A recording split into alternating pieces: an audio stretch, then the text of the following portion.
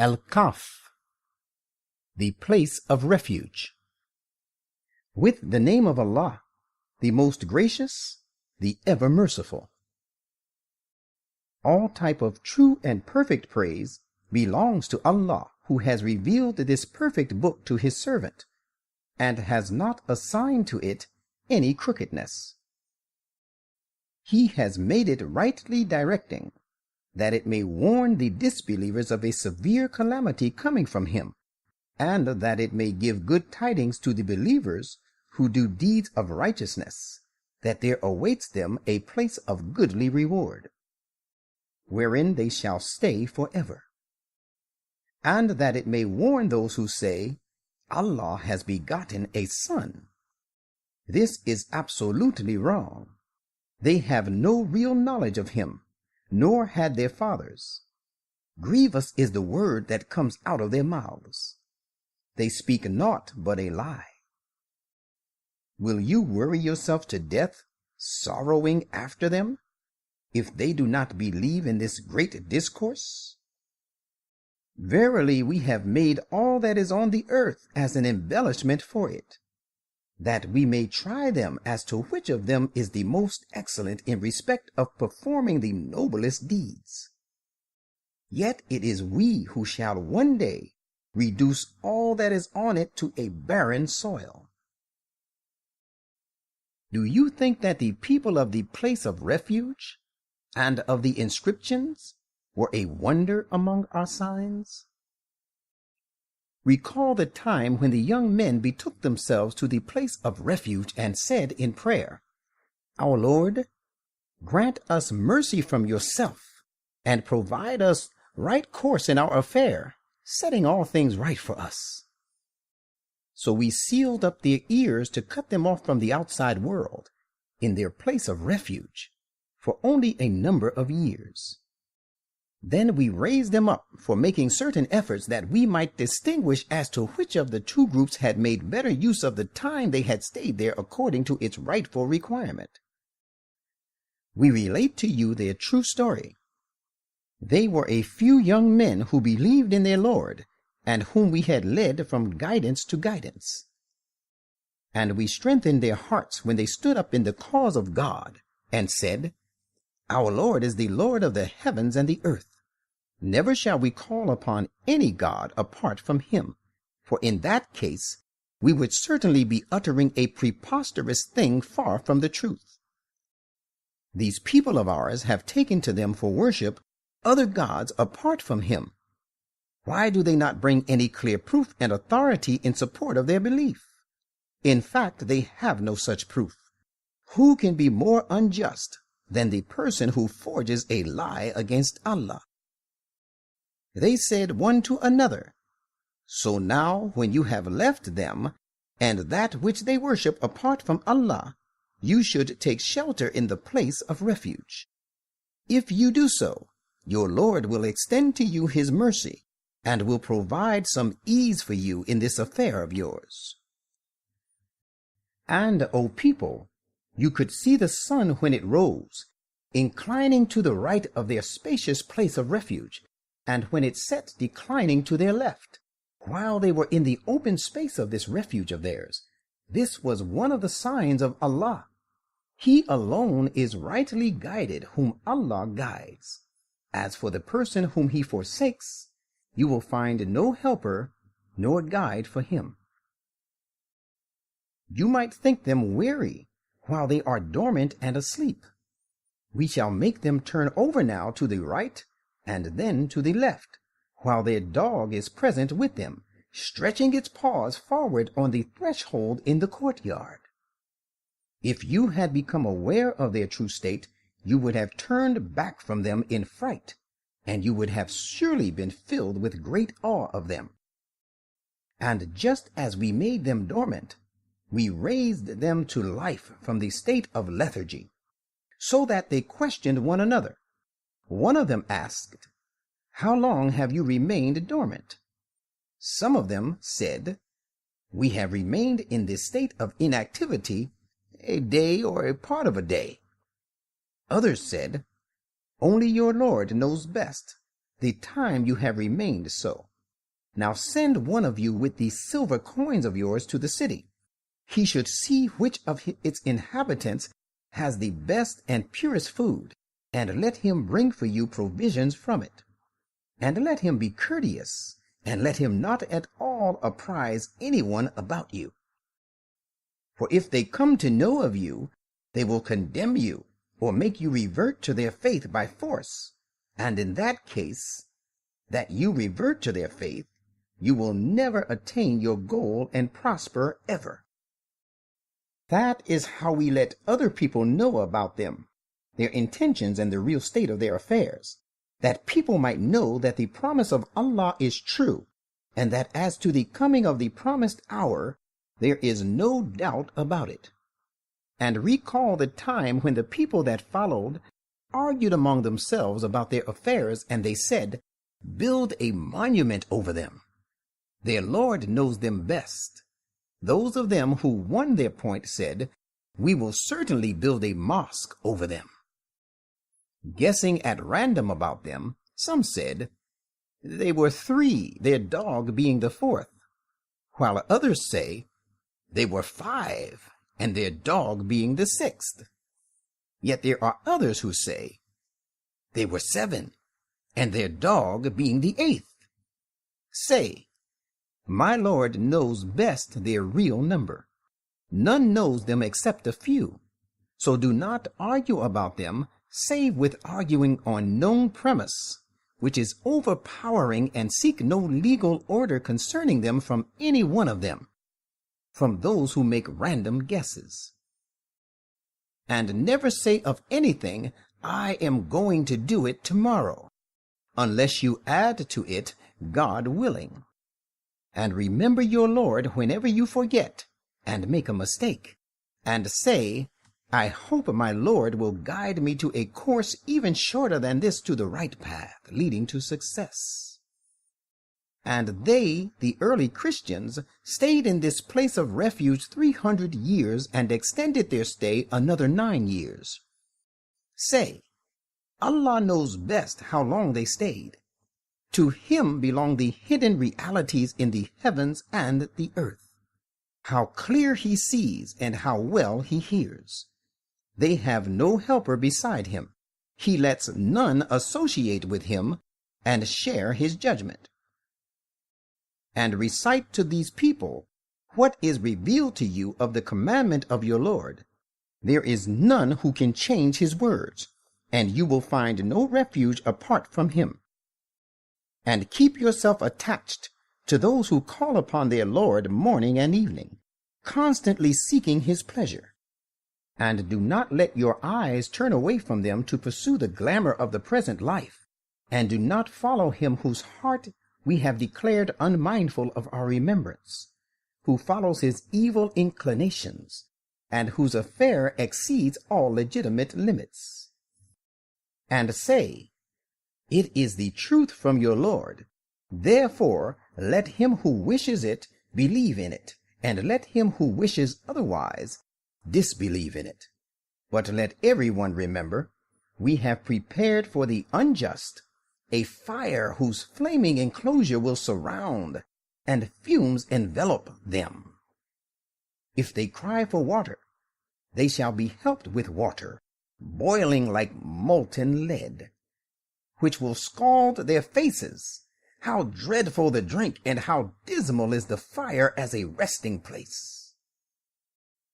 But those who believe and do deeds of righteousness should know that we certainly do not suffer the reward of those who do good deeds to be lost. It is these for whom there await the gardens of eternity, served with running streams to keep them green and flourishing. There they shall be adorned with bracelets of gold, and wear green robes of fine silk and rich brocade.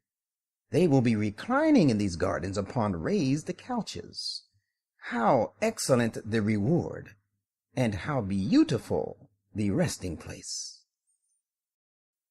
And relate to these opponents of yours the parable and description of the conditions of 2 men. We had provided to one of them 2 vine gardens which we fenced with date palms, and we placed cornfields between the 2. Each of the 2 gardens brought forth its fruit in abundance, failing not the least in them, and we had made a stream to flow as well in between the 2. Thus he, the owner, had an abundance of fruit and substances of diverse kinds. So he said to his companion, the other man, while he was arguing boastfully and vainly with him, I am richer than you in wealth, and mightier in respect of manpower. And it so happened that he entered his garden while he was unjust to his own soul. He said to his companion, I do not think that this wealth will ever perish. And I do not think that the promised hour of resurrection will ever come. But if I am ever made to return to my Lord, I will certainly find there an even better resort than this. His companion said to him, while he was arguing with him, Do you disbelieve in him who created you first from dust, and then from a sperm drop? Then he fashioned you into a perfect man? But as for myself, I believe that he, Allah alone, is my Lord, and I will associate none with my Lord. And why did you not say when you entered your garden, only that which Allah wills comes to pass? For power belongs only to Allah, though you see me inferior to yourself in riches and children. There is every hope that my Lord will give me a garden better than yours, and he may visit this garden of yours with thunderbolts from above, so that it is turned into a barren waste. Or its water may be drained into the earth, so that you will not be able to find it. Now it came to pass that his fruit and substance was utterly destroyed, and while it lay toppled over on its trellises, he began to wring his hands on account of what he had spent on it, and said, Would that I had associated none with my Lord. But then there was no party left to defend him against Allah, nor could he defend himself, for it was Allah alone who could help him. At such a time, it is thus established that protection belongs only to Allah, and help comes from him alone, the true God. He is the best in respect of rewarding, and the best in respect of bringing about good results. And give them the similitude of the life of this world. It is like water which we send down from the clouds, so the vegetation and plants of the earth flourish with it. And then it turns into chaff, which the winds scatter about. Behold, Allah is the holder of all power over what he will. Wealth and children are an adornment of the life of this world, but with regard to immediate reward, ever-abiding righteous deeds are the best in the sight of your Lord. They also promise the best hope in respect of the future. And beware of the day when we shall set the mountains in motion and make them vanish. And you shall find the nations of the earth march forth against one another, and we shall gather all peoples together, and we shall leave none of them behind.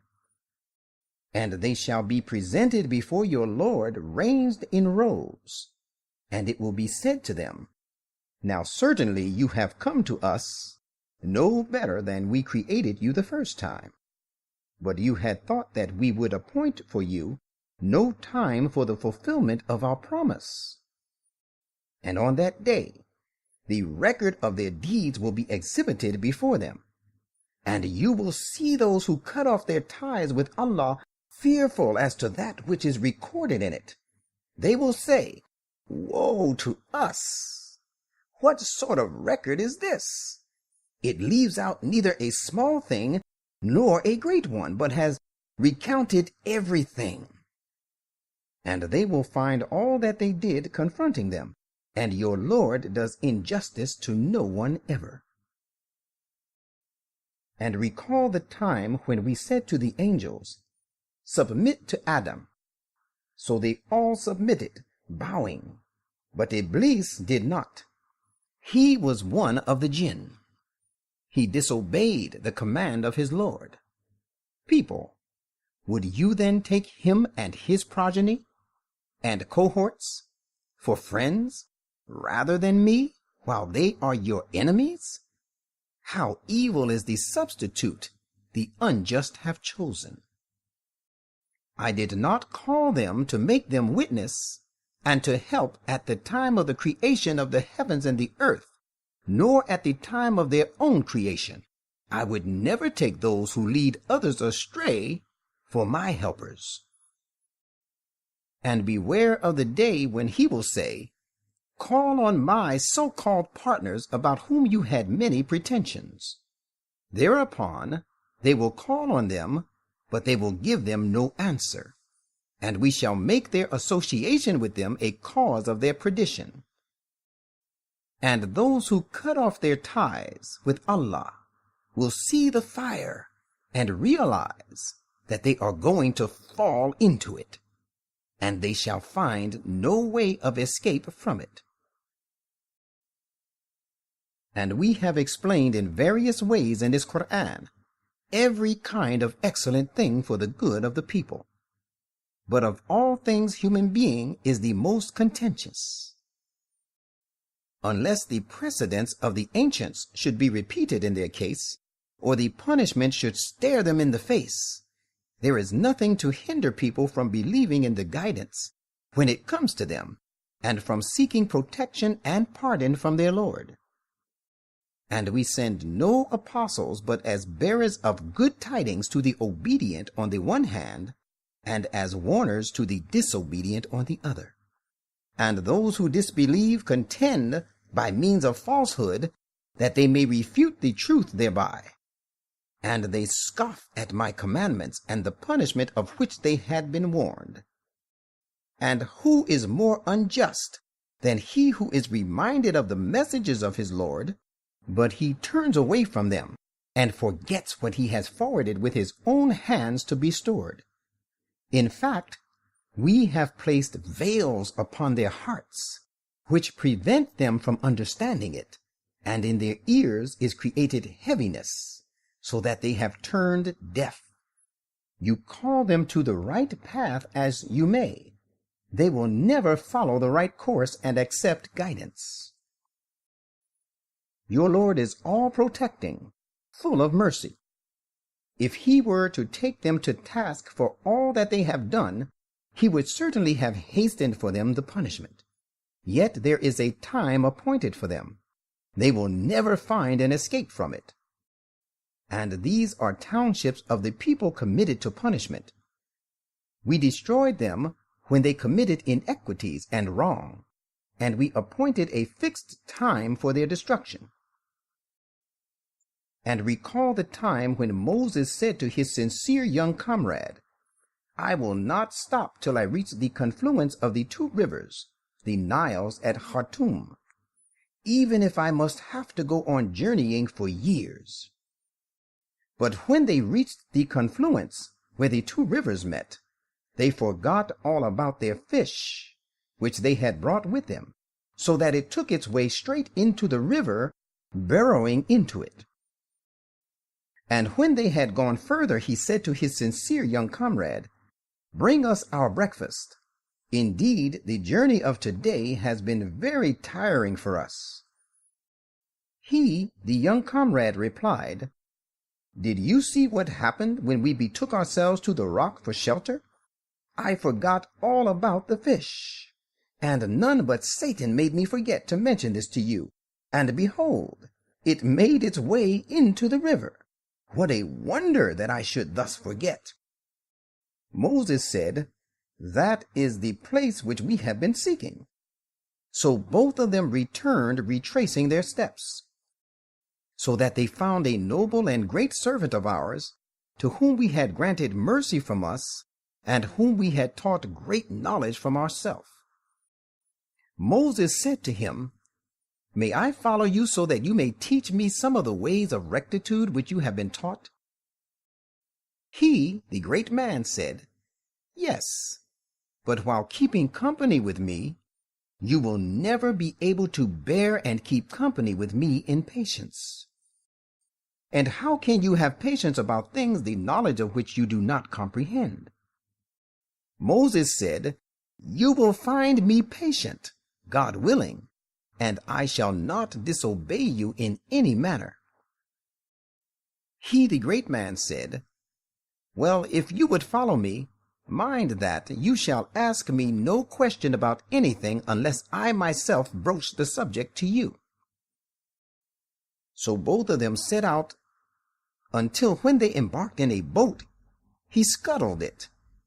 Thereupon Moses said, "Have you scuttled it, that you may drown its occupants? It is indeed a strangely grievous thing you have done." He replied, "Did I not say that you would not be able to bear with me and keep company with me patiently?" Moses said, "Do not take me to task for what I forgot. Do not be too hard on me for this lapse of mine." Then they both set out again, till when they met a boy, he, the great man, slew him.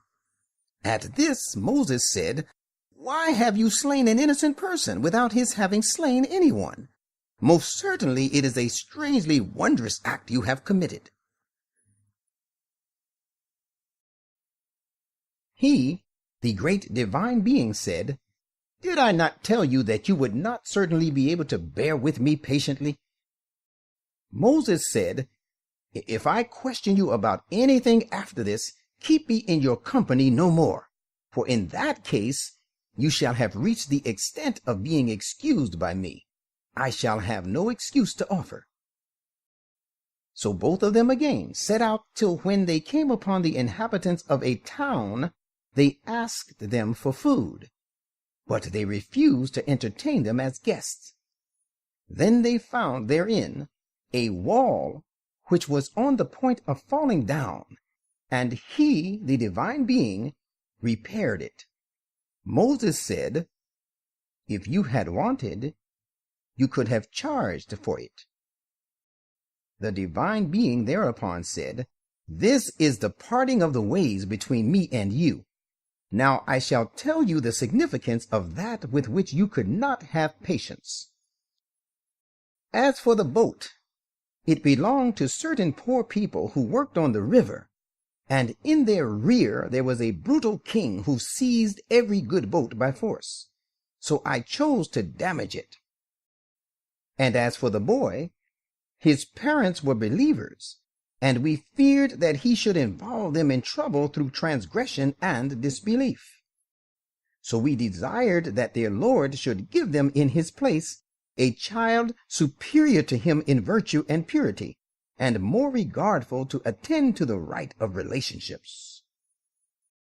As for the wall, it belonged to 2 orphan boys of the town, and under this wall there was a treasure belonging to them, and their father had been a righteous man.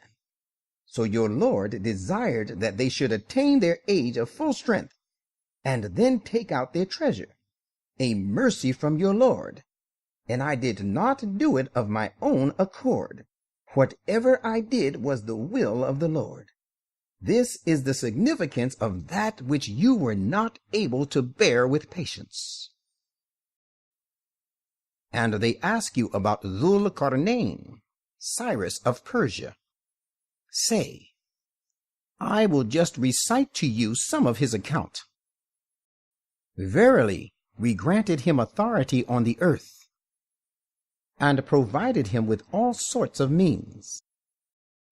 Then it so happened that he launched out on a particular course, so that when he reached the land of the setting of the sun, he found it disappearing as if in a vast muddy pool of murky water, and close to it he found a certain people.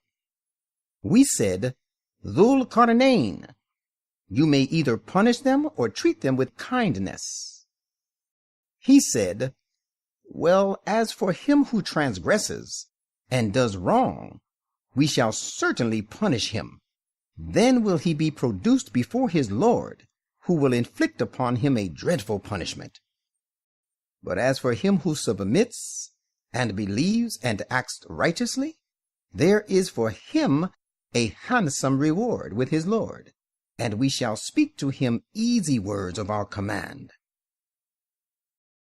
Then he launched out on another course, so that when he reached the land of the rising of the sun, he found it rising on a people for whom he had provided no shelter against it.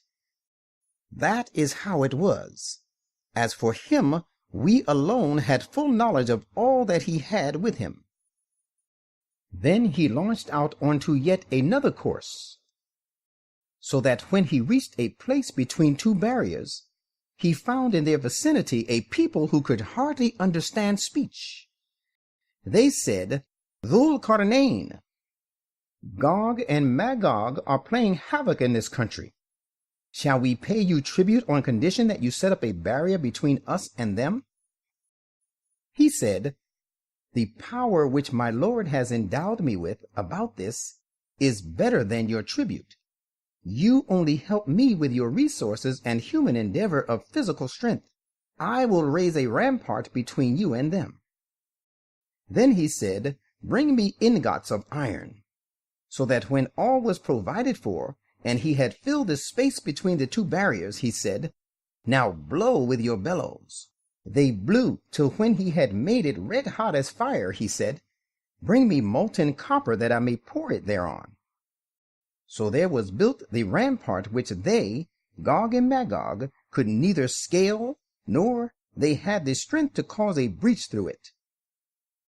He said thereupon, "This rampart signifies a great mercy of my Lord. But when the promise of my Lord about the spread of the tentacles of Gog and Magog all over the world shall come to pass, he will raise it to the ground, crumbling it to pieces. And the promise of my Lord is certainly true. And we shall leave them, Gog and Magog, alone, at that time surging as waves in furious attacks, one over another. And the trumpet shall be blown. Then shall we gather them all together. And we shall, in a way, present hell on that day, face to face to the disbelievers. Those of them whose eyes were under a cover not heeding my reminder, and they could not even afford to hear to the voice of truth. Do those disbelievers think, even then, that they can take my servants as patrons to my exclusion? Let them know, surely we have prepared Gehenna for the disbelievers as an entertainment. Say, shall we inform you of those whose deeds shall spell their utter loss? They are those whose efforts are all lost in pursuit of things relating to the life of this world, yet they think they are doing works of good manufacturing. It is these who disbelieve in and deny the messages of Allah and the meeting with him, so their deeds have gone vain, and on the day of resurrection we shall assign them no weight. That is their recompense, Gehenna, because they disbelieved, and they looked down upon my signs and my messengers. Those who believe and do deeds of righteousness will have gardens of paradise for an entertainment and an abode, wherein they shall abide forever, having no desire to be removed from there. Say, if every ocean became ink for recording the words and creation of my Lord, surely the oceans would be spent up before the words and creation of my Lord came to an end, even if we brought to add therewith as many more oceans. Say, I am but a human being like you. It has been revealed to me that your God is only one God.